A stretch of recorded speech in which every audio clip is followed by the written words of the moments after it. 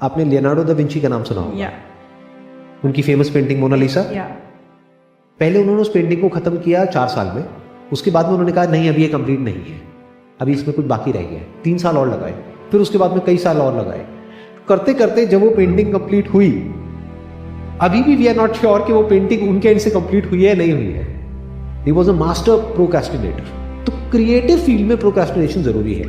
बस थोड़ा सा फर्क क्या है यहाँ पर, जो लोग एक्चुअल में क्रिएटिव होते हैं वो क्या करते हैं, काम को शुरू तो कर देते हैं, फिर करते करते मे बी उनका उसमें इंटरेस्ट खत्म हो जाता है, वो रेपिटेटिव होने लग जाता है, बोरिंग हो जाता है, या फिर उनको कुछ नया वहां पर नजर नहीं आ रहा हो, तो उस काम को छोड़ देते हैं। मानो एक पेंटिंग को किया 2 साल तक 3 साल तक, उसके बाद में उन्होंने कहा कि अब ये इसके आगे कुछ नजर नहीं आ रहा है इस पेंटिंग में, ठीक है, it's just like any other painting.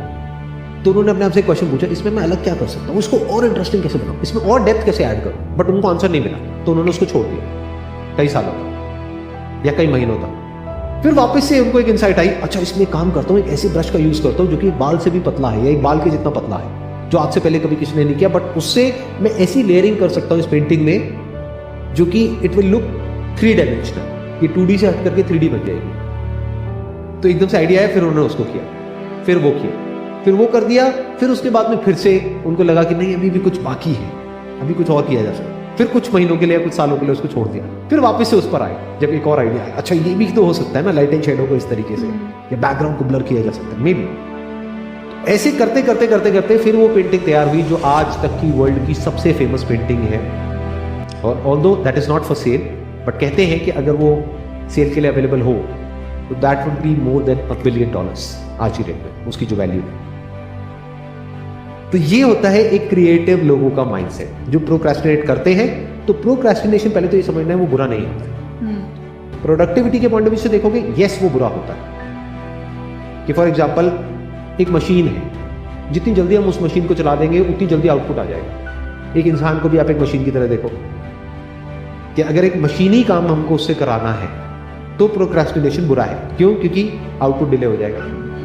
But अगर कोई क्रिएटिव काम कराना है तो procrastination is not a foe, it's a friend. तो बुरा नहीं है। क्यों? क्योंकि जब आपने शुरू किया और आपको आगे कुछ नजर नहीं आ रहा है तो आप बीच में रुक गए। मैं भी इनफैक्ट ऐसे ही करता हूँ अपने इन सेशंस में।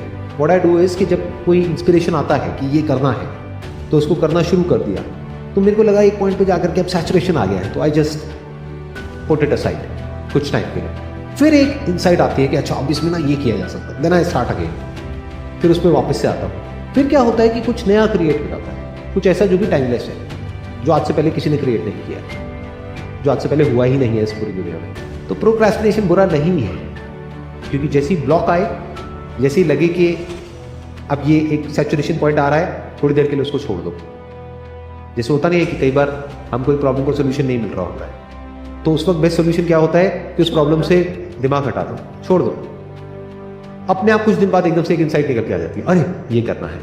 वो हमने क्या किया, डेलिबरेट प्रोक्रेस्टिनेशन। वहां पे वो हेल्प करता है, क्योंकि अगर हम उसी प्रॉब्लम में इंटैंगल्ड रहते, 1 महीना क्या 1 साल में भी सोल्यूशन नहीं निकलता। बट क्योंकि कुछ दिन के लिए हमने उसको छोड़ दिया, तो वहां से वो एकदम से सोल्यूशन निकल के आ गया।